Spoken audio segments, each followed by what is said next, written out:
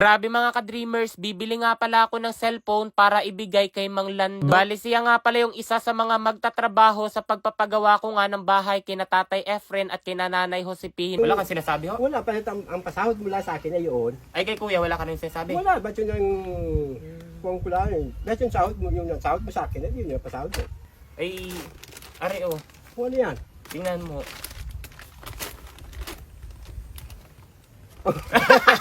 Cellphone ah. Cellphone.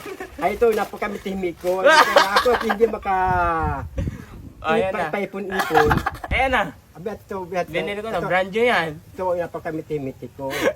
Kung nakasubaybay nga kayo sa aking video this past few days, marahil kilala nyo na si Mang Lando. Sapagkat madalas ko siyang ipinakikita sa video kasi nga isa siya sa gumagawa. Nabalitaan ko kasi mga ka-dreamers na hindi pa raw nararanasan ni Mang Lando na magka-cellphone ng touchscreen sa tanang buhay niya. Syempre dahil sunod-sunod nga ang blessings natin ngayon mga ka-dreamers, kaya naman kahit papaano ipararanas din natin iyan kay Mang Lando. By the way, kapag bibili kayo ng mumurahing cellphone, dito kayo pumunta sa Pure Gold ng Katanawan. Nandyan yung kaibigan ko para i-assist kayo. After ko nga makabili ng cellphone mga ka-dreamers, ipinatawag ko si Mang Lando para pumunta nga rito sa aking unang kubo. Nagkunwari ako rito na may ipagagawa ako ngayon para pumunta nga siya kahit tanghaling tapat na. Iyan si Mang Lando, sa bawat oras na sinabi ko na may ipagagawa nga ako sa kanya ay talaga namang dumarating din. Kaya naman ang babalitaan ko na ang kalahati raw ng aking pinapasahod kay Mang Lando ay iniipon para bumili ng second hand na cellphone, ay hindi ako nagdalawang isip na ibili ko nga siya. Para naman kahit papaano ay maranasan din ni Mang Lando yung mga nararanasan ng mga taong tulad niya ang edad. Tsaka para mapanood din niya yung aming video, lalo na kapag nga siya ay kasama. Sa mga sandaling ito nga ay ipinakikita ko kay Mang Lando yung mga bagay na nais ko ngang ipagawa rito sa aking unang kubo. At habang naroon siya sa sala ng aking kubo, narito naman ako sa may soy-ab, tapos tinawag ko siya para nga i-prank muna. Sapagkat ang plano ko mga ka-dreamers, bago ko ibigay ang cellphone ay lulukuhin ko muna. Dito maganda yung pasahod ko. Ano yun? Isahod. Samantala, pasahod mo yung panangalit sa buwan na yun. Ewan ko. Ewan ko ni kay Kuya Rick, hindi ko pa nakaano. Oh. Ay kaya di ba magpapagawa nga ako na rin ay... Dahil ano yung sahod mo sa akin, hindi rin natural sa amin na yun. Yun ang tinulong sa kayari. Ay, wala namang problema yung sahod, pasahod ko sa iyo. Pasahod mo sa akin yan. Kung ano ba kang tinulong sa akin, hindi wala. Wala. Pag minsan yan, nasubra. Pero yung sa akin, wala. Pero wala kang kinukwento doon? Wala, basta ko. Kahit sa 4? Wala wala naman yung pinto, napong ko lang kay Aris, nagsabi ako kay Aris. Sabi ko, mapunta pala ako kay Galinero, tapos napaluwag. Sabi sa akin naman ni Aris, ay, ba't ka nagsabi sa akin? Sabi ko naman sa akin. Ay, ang sabi ni Kuya ho? Ay, ba't hindi ka nagsabi sa akin? Sabi niya. Ay, ewan ko lang kung nasabihan na sa iyo. Na ano yun? Ay, iba yung nabalitaan ko about dun sa ano nga yun. Pasahod. Sa sahod. Oh, Ay, ano? wala. Wala kang sinasabi ho? Wala, palit ang pasahod mula sa akin na yun. Ay, kay Kuya, wala ka rin sinasabi? Wala, ba't yun ang kung kulaan eh. Ba't yung sahod mo, yung sahod mo sa akin, yun yung pasahod mo. Eh, Ricky, ganun din. Hindi, parehas kami ni Ricky. Oo. Ay, are o. Ano yan? Tingnan mo.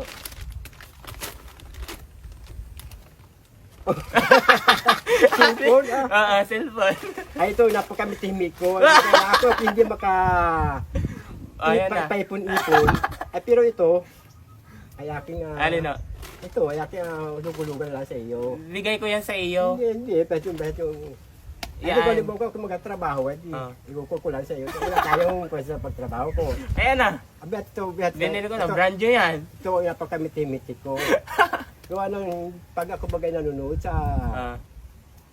Hindi, kung kita ko pa nanonood ako ng mga gano'n yan, yung sa ating pagkabilagbihan na panood ko.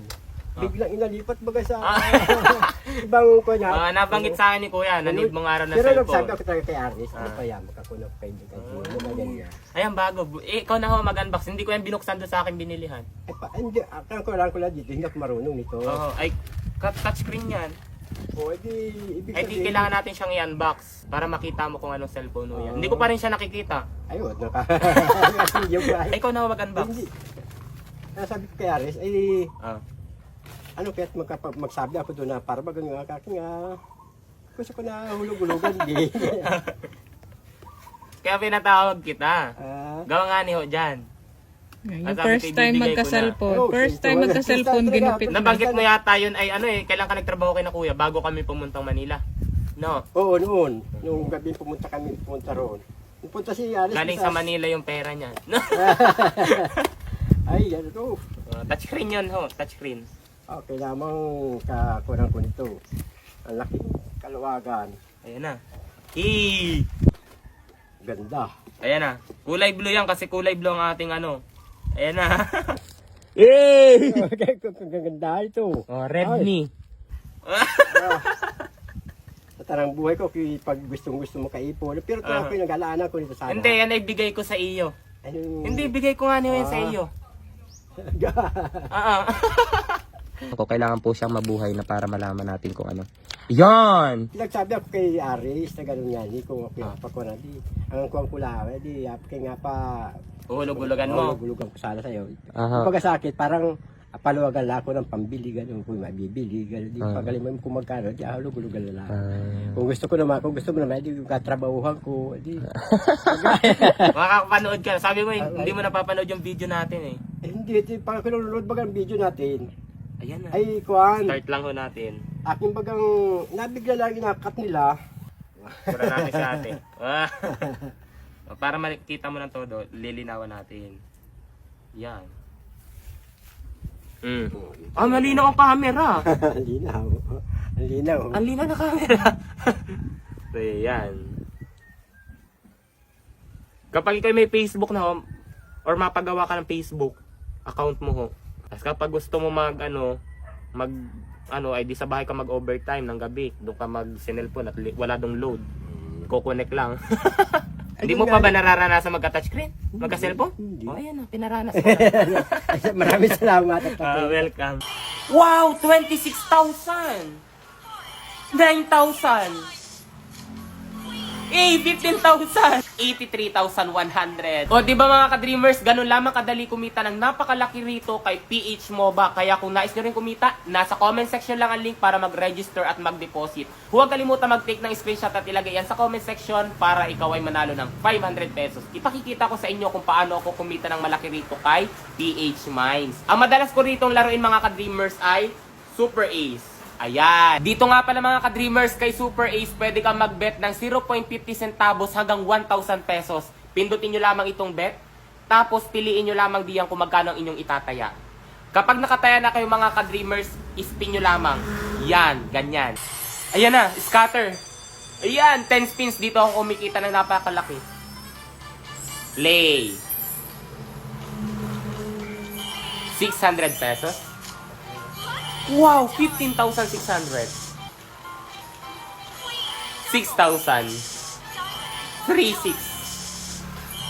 2,400. Wow, 26,000. 9,000. 15,000.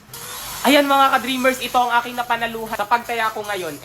83,100. O, diba? Ganun lamang kadali manalo rito kay PH Mines. Kaya kung nais nyo rin kumita, nasa comment section lang ang link para mag-register at mag-deposit. Huwag kalimutan mag-take ng screenshot at ilagay iyan sa comment section para manalo rin kayo ng 500 pesos.